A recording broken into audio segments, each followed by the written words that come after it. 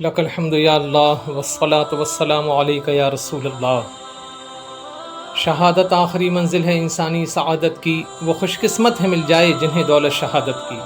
شہادت پا کے ہستی زندہ جاوید ہوتی ہے، یہ رنگین شام صبح عید کی تمہید ہوتی ہے۔ شہید کی تین قسمیں ہیں، ایک شہید حقیقی، دوسرا شہید فقہی اور تیسرا شہید حکمی۔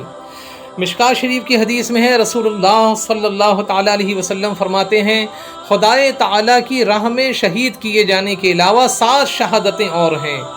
جو تعاون میں مرے شہید ہے، جو ڈوب کر مر جائے وہ شہید ہے، جو نیمونیا میں مر جائے شہید ہے، جو پیٹ کی بیماری میں مر جائے شہید ہے، جو آگ میں جل کر مرے وہ شہید ہے، جو عمارت کے نیچے دب کر مر جائے وہ شہید ہے، اور جو عورت بچے کی پیدائش کے وقت مر جائے وہ بھی شہید ہے۔ بھائیوں، ان قسموں کے علاوہ بھی بہت سی صورتیں ہیں جن میں شہادت کا ثواب ملتا ہے۔ اس کی تفصیل کتاب مبارک بہار شریعت سے معلوم کرنا چاہیے۔ ان تمام قسموں میں سب سے اعلیٰ شہید وہ ہے جو اللہ کی راہ میں قتل کیا گیا اور شہادت حقیقی سے سرفراز ہوا۔ اس کے فضائل میں کئی آیتیں اور بے شمار حدیثیں وارد ہیں۔ خدائے تعالیٰ قرآن کریم میں شہداء کی فضیلت بیان کرتے ہوئے ارشاد فرماتا ہے، جو خدا کی راہ میں قتل کیے جائیں انہیں مردہ مت کہنا بلکہ وہ زندہ ہیں، تمہیں خبر نہیں۔ اور اللہ تبارک و تعالیٰ ایک اور مقام پر قرآن کریم میں ارشاد فرماتا ہے، جو لوگ اللہ کی راہ میں قتل کیے گئے انہیں مردہ ہرگز خیال نہ کرنا بلکہ وہ اپنے رب کے پاس زندہ ہیں، روزی دیے جاتے ہیں۔ صحابی رسول حضرت ابن مسعود فرماتے ہیں کہ میں نے اس آیت کریمہ کا معنی رسول اکرم صلی اللہ تعالیٰ علیہ وسلم سے دریافت کیا تو آپ نے فرمایا کہ شہیدوں کی روحیں سبز پرندوں کے جسم میں ہیں، ان کے رہنے کے لیے عرش الہی کے نیچے قندیلیں لٹکائی گئی ہیں، جنت میں جہاں ان کا جی چاہتا ہے وہ سیر کرتے ہیں اور اس کے میوے کھاتے ہیں۔ اور سرکار اقدس صلی اللہ تعالیٰ علیہ وسلم شہدائے اسلام کی عظمت بیان کرتے ہوئے ارشاد فرماتے ہیں کہ شہید کے لیے اللہ تعالیٰ کے نزدیک 6 خوبیاں ہیں۔ پہلی خوبی یہ کہ خون کا پہلا قطرہ گرتے ہی اسے بخش دیا جاتا ہے اور روح نکلنے ہی کے وقت اس کو جنت میں اس کا ٹھکانہ دکھا دیا جاتا ہے۔ دوسری یہ کہ قبر کے عذاب سے شہید محفوظ رہتا ہے۔ تیسری فضیلت یہ کہ شہید کو جہنم کے عذاب کا خوف نہیں رہتا۔ چوتھی یہ کہ شہید کے سر پر عزت و وقار کا ایسا تاج رکھا جائے گا جس کا بیش بہا یاقوت دنیا اور دنیا کی تمام چیزوں سے بہتر ہوگا۔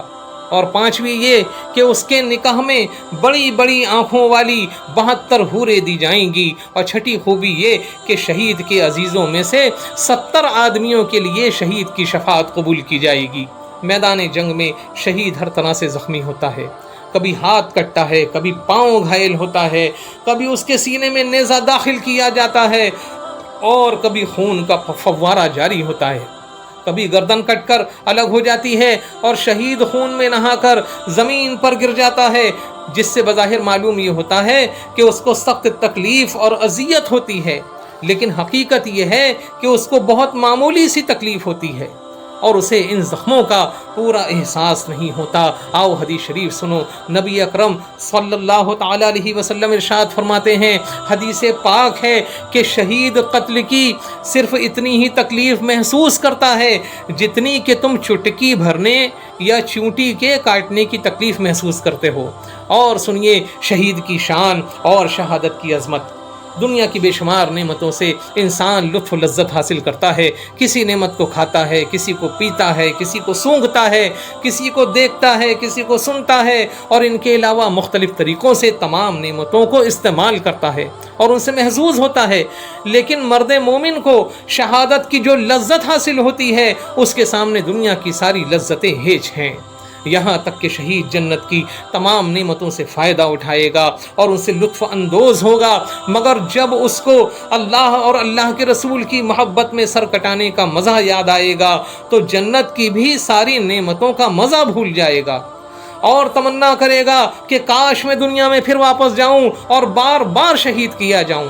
حدیث شریف میں ہے، پیارے آقا صلی اللہ تعالیٰ علیہ وسلم ارشاد فرماتے ہیں کہ جنت میں داخل ہونے کے بعد پھر کوئی جنتی وہاں کی راحتوں اور نعمتوں کو چھوڑ کر دنیا میں آنا پسند نہ کرے گا۔ کوئی نہیں چاہے گا کہ جو چیزیں ہمیں زمین میں حاصل ہوئی تھیں وہ پھر مل جائیں، مگر شہید آرزو کرے گا کہ وہ پھر دنیا کی طرف واپس ہو کر اللہ تعالیٰ کی راہ میں 10 مرتبہ قتل کیا جائے۔ مسلمانوں، اسلام کی نشر و اشاعت اور اس کی بقا کے لیے بے شمار مسلمان اب تک شہید کیے گئے، مگر ان تمام لوگوں میں سید الشہداء حضرت امام حسین کی شہادت بے مثل ہے۔ آپ جیسی مصیبتیں کسی دوسرے شہید نے نہیں اٹھائیں۔ آپ 3 دن کے بھوکے پیاسے شہید کیے گئے، اس حال میں کہ آپ کے تمام رفقا، عزیز و اقارب، اہل و عیال بھی سب بھوکے پیاسے تھے اور چھوٹے چھوٹے بچے پانی کے لیے ترس رہے تھے۔ یہ آپ کے لیے اور زیادہ مصیبت کی بات تھی، اس لیے کہ انسان اپنی بھوک اور پیاس تو برداشت کر لیتا ہے، لیکن اہل و عیال اور خاص کر چھوٹے بچوں کی بھوک اور پیاس اسے پاگل بنا دیتی ہے۔ اور جب پانی کا وجود نہیں ہوتا تو پیاس کی تکلیف کم معلوم ہوتی ہے، لیکن جب پانی کی بہتات ہو جسے عام لوگ ہر طرح سے استعمال کر رہے ہوں، یہاں تک کہ جانور بھی اس سے سیراب ہو رہے ہوں، مگر کوئی شخص جو 3 دن کا بھوکا پیاسا ہو اسے نہ پینے دیا جائے تو یہ اس کے لیے اور زیادہ تکلیف دہ بات ہوتی ہے۔ اور میدان کربلا میں یہی نقشہ تھا۔ آدمی اور جانور سبھی لوگ دریائے فرات سے سیراب ہو رہے تھے، مگر امام علی مقام امام حسین اور ان کے تمام رفقا پر پانی بند کر دیا گیا تھا، یہاں تک کہ اپنے بیماروں اور چھوٹے بچوں کو بھی ایک قطرہ نہیں پلا سکتے تھے۔ اللہ اکبر! اس کی قدرت، جانور تک آب سے سیراب ہوں، پیاس کی شدت سے تڑپے بے زبان اہل بیت، اور پھر غیر اگر ایسا کرے تو تکلیف کا احساس کم ہوگا۔ اور یہاں حال یہ ہے کہ کھانا پانی روکنے والے اپنے کو مسلمان ہی کہلاتے ہیں، کلمہ پڑھتے ہیں، نمازیں ادا کرتے ہیں اور ان کے نانا جان کا اس میں گرامی اذانوں میں بلند کرتے ہیں، مگر نواسے پر ظلم و ستم کے پہاڑ توڑتے ہیں۔ اگرچہ حضرت عثمان غنی رضی اللہ تعالیٰ عنہ پر بھی پانی بند کر دیا گیا تھا، مگر وہ اپنے گھر میں اور اپنے وطن میں تھے، اور امام علی مقام اپنے گھر سے دور بے وطن ہیں، ساتھ میں اس کے ساتھ ہی تیز دھوپ، تپتی ہوئی زمین اور گرم ہواؤں کے تھپیڑے بھی ہیں، اور آپ کو یہ اندیشہ بھی دامن گیر تھا کہ میری شہادت کے بعد میرا تمام ساز و سامان لوٹ لیا جائے گا، خیمے جلا دیے جائیں گے، مستورات بے سہارا ہو جائیں گی اور ان کو قید کر لیا جائے گا۔ ان حالات میں اگر رستم بھی ہوتا تو اس کے حوصلے پست ہو جاتے، ان حالات میں اگر رستم بھی ہوتا تو اس کے حوصلے پست ہو جاتے اور وہ اپنی گردن جھکا دیتا۔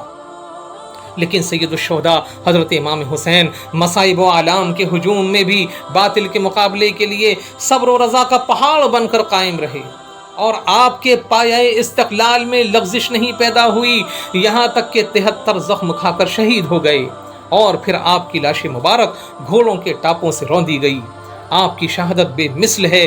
جس نے یزیدیت کو مردہ کر دیا اسے دنیا میں نہیں پھیلنے دیا اور دین اسلام کو مسخ ہونے سے بچا لیا۔